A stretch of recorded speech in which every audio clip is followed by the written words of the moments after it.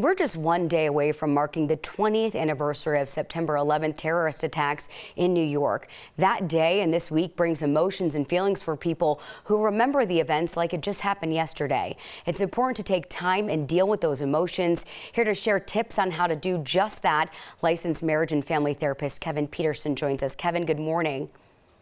Good morning. Thanks for having me on this morning. Yeah, of course. So this was such a generational event that still affects people to this day. Actually, I was reflecting on it earlier in the show and I got a little choked up.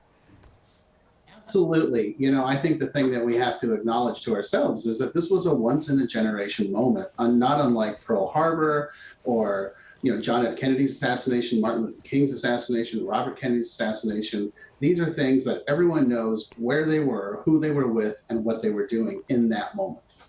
Exactly. Why is it so important for people to reflect and also acknowledge their feelings and emotions? It's important for us to be able to say, this is how I'm feeling and this is what's happening, and not try to push it aside or distract it or medicate it. It's important to acknowledge it and feel it, and to know that it's okay to do that. It's okay to be angry or sad or feel loss and grief or feel scared. And it's okay to be vulnerable and have those emotions and have those feelings. And self-care, of course, is so important. What are some ways and things people can do that for themselves?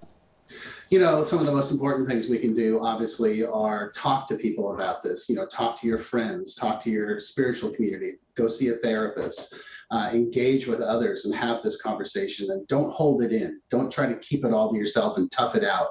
It's perfectly okay to share it and talk about it and ask for help. And then, one of the other things that we always believe in is once you can heal your wound, then it's a great time for you to turn around and be able to help others heal. So being of service to others is always a great thing.